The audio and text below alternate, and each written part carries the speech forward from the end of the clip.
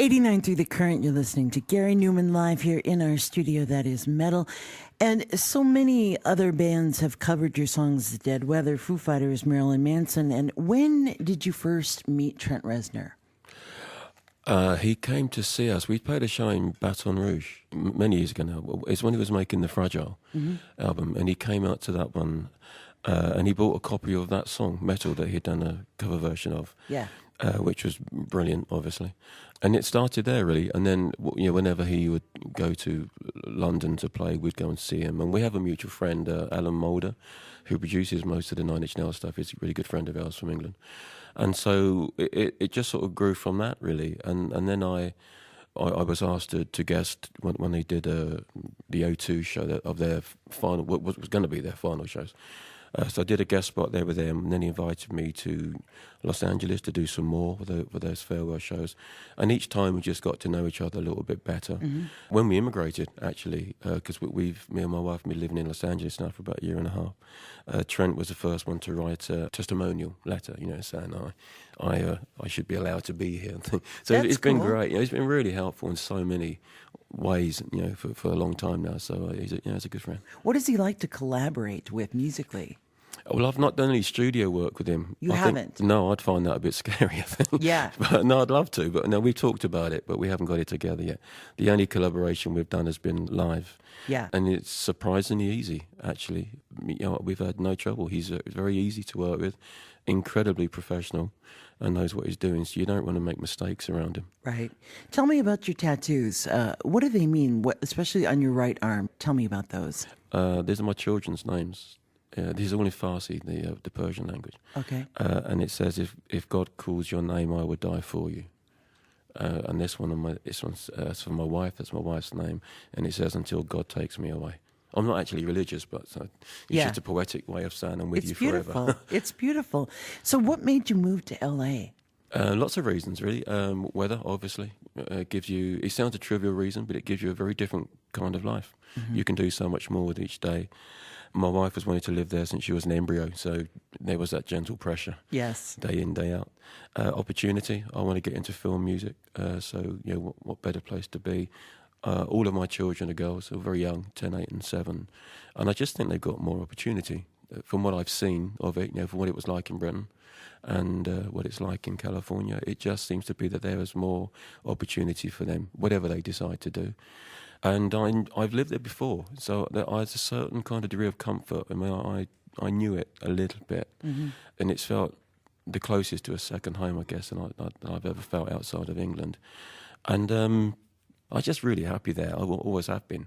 Whenever I arrived there, I felt happy as soon as I stepped off the aeroplane. Well, you've had some issues with depression, and I always am curious as to when you've been in a writing space where you're writing songs and maybe you are in a depressed place, is it then hard to get up on stage and perform those songs and you know exactly where you were in your head at the time, but you got to get up and you got to play them and kind of relive that feeling? No, I don't have any problem with those. There's a few songs, and quite a few songs on the new Splinter album, which are to do with when I've only ever had diagnosed depression once. I'm a very moody person, that's true. When I was at school, I had to go and see a child psychiatrist because I was troubled, as they say. So, no, it's always been there, but I'd actually diagnosed depression just that one time. And I don't have a problem with it, singing on stage. The ones I do have a problem with, there's a song called Lost, which is about me and Gemma. When I was going through the depression thing, we came close to splitting up at one point because I was just an idiot. That's very difficult. I can't actually think about what that's about when I'm doing it, right, or else I get upset. And there's another one called Perfectly Unborn that we do, which is about a baby that we lost many years ago. And again, I can't actually think about what that's about when I'm singing it. I just disconnect from it because you get upset.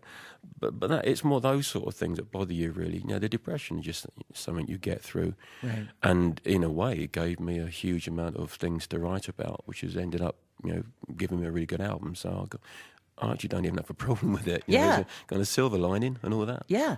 So you have your pilot's license. For a long time, yeah. And do you still fly? No, I was an air display pilot. I used to do all that low-level aerobatic air show flying. I used to teach that, actually. Okay. And pretty much everyone I knew that did it was killed. It's a very dangerous thing to do. And 4 or 5 people a year probably, is in England, would be killed doing it. I was in a team of 6 people, and 4 of them were killed. So, quite a high death rate. So when the children came along, it just seemed like too reckless a hobby. Right. To make, and it's a hobby. You do it for the fun of it, not for money. And I just thought it's just stupid. And I loved it. I mean, I really miss it. But your children don't want to sit down in an airfield watching you fly when you might get killed anyway. Right. They want to go to the beach and do other things, and your life becomes what they want much more than it ever was before. And everything changed when the children came along. So are you a thrill seeker by nature? I don't think so. I've never thought of myself like that, but I like things as a side effect seem to be a bit dangerous, but that's not why I do it. I don't do it because I don't like being frightened, but I think the things that I do, I think I can do it. Have you ever been afraid in your career that you are going to run out of ideas? I did. The late 80s, early 90s, did an album in 92 called Machine and Soul, which is clearly me running out of ideas. Terrible record. Should never have released it. So, it does happen. And that haunts you when you do this for a living and you suddenly find you've got a period of a year or two where you're just not coming up with anything that you like. Even when you get through that, they kind of haunt you forever. And it does to this day. I go into a studio now and I'm nervous. It's one of the reasons that it takes me a little while to get going with albums now. I'm actually scared to start in case that happens, so it does bother you. I could see that kind of having a lasting effect, even though that was many years ago, that you would still sort of feel that same twinge of when you walk into a studio of like, uh-oh. Yeah, here we go again. Yeah. You got to come up with it again and again, yeah. Would you say that Splinter Songs from A Broken Mind is your favorite record right now to date? Oh, by far. But then, you often feel that about the newest one, I guess. But I think this time there's genuinely good reasons why that's true. The reaction to it has been phenomenal. The reviews for it, many of the reviews have said it's the best album I've ever made. And I think I've done 20 or 21. I've done a lot of stuff. Man. So it's a cool thing. At this stage in the career to be getting that kind of reaction is really lovely. So I'm very, very proud of it.